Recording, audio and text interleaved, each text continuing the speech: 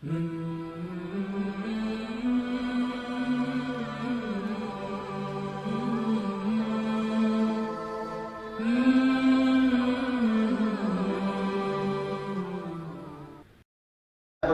terhadap nikmat Allah menyebabkan ilmu tersebut menjauh darinya. Karena orang yang tak bersyukur kepada atas nikmat Allah termasuk orang-orang yang bermaksiat. Maka itulah yang dikatakan oleh Imam Syafi'i, syakautu ila waki su'ahiburi fa'arsyadani ila tarkil ma'asi wa akhbarani bi anna al-ilma nur wa nurullah la yudal 'asi. Kata Imam Syafi'i, aku mengadukan urusanku, kesulitanku tentang bagaimana sulitnya menghafal ilmu kepada guruku namanya Waqi, Imam Waqi. Maka Imam Waqi memberikan nasihat kepadaku ila tarkil ma'asi, meninggalkan maksiat. Kenapa? Li'anna ilma nur wa nurullahi la yudali 'asi. Demikian karena ilmu Allah itu adalah bagaikan cahaya. Wa nurullahi la yudali 'asi, dan cahaya Allah tak akan diberikan kepada orang yang bermaksiat. Maka itulah alasannya, wahai para ulama, wahai para guru, kenapa kami mendengarkan ilmu namun ilmu itu tak merasuk dalam hati kami, tak merubah perilaku kami? Dijawab oleh para ulama ahli hikmah, karena 5 alasan. Yang pertama, Allah telah memberikan kalian nikmat namun kalian tak mensyukurinya. Bapak Ibu yang dirahmati Allah, maka Allah Ta'ala berfirman, wa ma bikum min ni'matin fa minallah. Dan tidak ada yang menempel nikmat pada diri kalian kecuali itu semua berasal dari Allah. Nikmat telinga bisa mendengar, nikmat mata bisa melihat, nikmat lidah bisa memecah, merasakan masakan, nikmat tangan, kulit bisa menyentuh. Itu semua wa ma bikum min ni'matin fa minallah. Itu nikmat-nikmat itu semua datangnya dari Allah. Karenanya sekecil apapun nikmat Allah, syukuri. Dampaknya adalah ilmu itu akan bermanfaat bagi hidup kita. Yang kedua, idza adzabtum falam tastaghfiru. Yang kedua, karena jika kalian berdosa, kalian tak minta istighfar kepada Allah. Dalam hadis yang lain, baginda Rasul bersabda dalam kitab yang dimuat oleh Fathiyakan, Mada ya'ni intima'il Islam. Dia punya kitab, apa yang dimaksud afiliasi saya terhadap Islam. Mada ya'ni intima'il Islam. Bagaimana Fathiyakan menjelaskan bahwa baginda Rasul bersabda, idza adnaba ahadukum fa nukita fi qalbihi nuktatun sauda.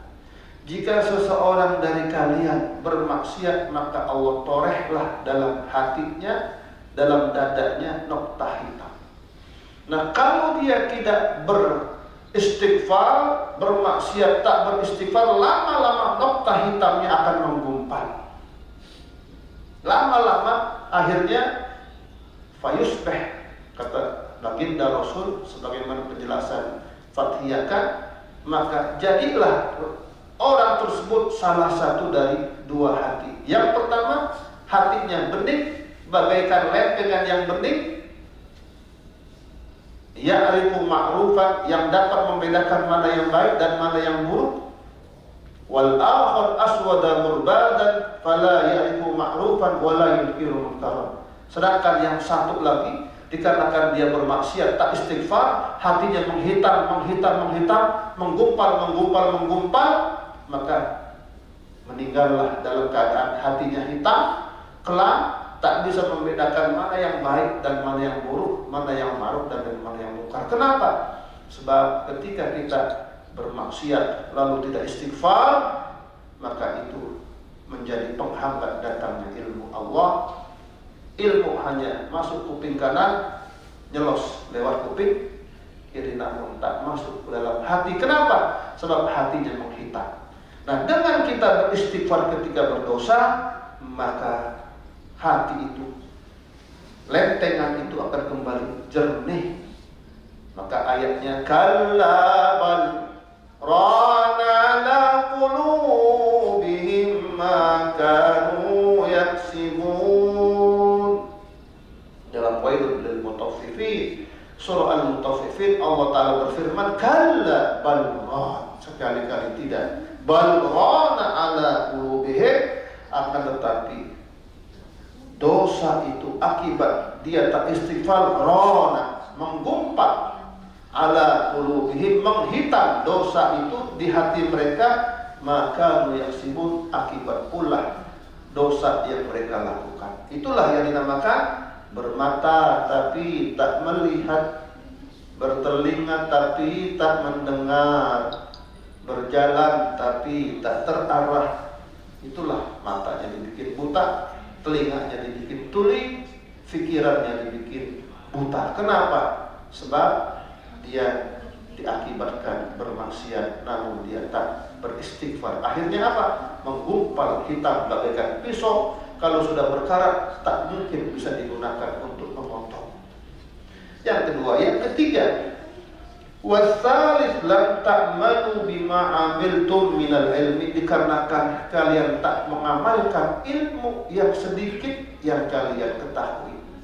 Maka al-ilmu bila amalin kasyajari bila samarin. Ilmu tanpa amal bagaikan pohon tanpa buah. Maka sedikit ilmu yang kita dapatkan dari guru kita, dari murabbi kita, dari pembimbing kita, dari ustadz kita. Mungkin dia guru, hanya guru SD, hanya guru SMP, hanya guru SMA. Maka sedikit ilmu yang kita dapatkan dari mereka, maka kita amalkan. Makanya la yakunul alimu rabbaniyan hatta ya'mala bima amila. Bagaimana Imam Mujahid, muridnya Imam Abdullah bin Abbas, mengatakan la yakunul alimu rabbaniyan hatta ya'mala bima amila. Tidak mungkin, tidak akan orang berilmu dinamakan orang yang takut kepada Allah, yaitu orang yang rabbani, sampai dia mengamalkan apa yang dia ketahui. Itu yang ketiga, ilmu tak bermanfaat akibat sedikit ilmu yang kita ketahui namun tidak kita amalkan. Yang keempat, sohabtumul akhyar walam taqtadu bihim. Alasan yang keempat, mengapa ilmu tak bermanfaat, tak merubah perilaku kita, tak masuk ke dalam rongga hati kita, masuk kuping kanan, nyelos kuping kiri. Mengapa ilmu bisa seperti itu? Yang keempat, kata para ulama ahli hikmah, kalian telah berkawan dengan orang-orang baik, namun kalian tak mau meniru perilaku mereka. Masya Allah. Kita punya guru, Ustaz Nasrullah, Ustaz Khairuddin, Pak Martono. Maka ini adalah orang-orang tauladan yang sejatinya ketika kita melihat kebaikan-kebaikan mereka, maka kita pun segera mensuri tauladani. Jadi kalian telah berkawan dengan orang-orang baik, orang-orang pilihan, namun kalian tak mencontoh mereka. Maka itulah dampaknya. Mengapa ilmu itu tak bermanfaat bagi kalian? Itu yang keempat. Yang kelima, yang terakhir, dafantumul amwat falan ta'tabiru bihim. Kalian ikut ngubur orang mati, namun kalian tak mengambil ibrah dari mereka. Itulah tukang gali kubur. Sana seluruh ya. Itu kalau kita lihat tukang gali kubur itu kagak pada sholat, banyak kagak sholat itu. Padahal sehari hari kerjaannya gali kubur. Padahal seharusnya yang paling rajin sholat, paling takut tukang gali kubur. Tapi prakteknya banyak di antara mereka jarang sholat. Kenapa? Itu tadi. Kalian sering ikut ngubur, ikut jenazah, mengubur, tapi kalian tak pernah ngambil ibrah bahwa kita juga nanti lambat laun akan ikut dikubur. Tukang gali kubur, saatnya sekarang dia gali, tapi nanti dia akan digalikan untuk orang, lalu yang gali akan ikut dikubur. Makanya ada salah seorang ulama,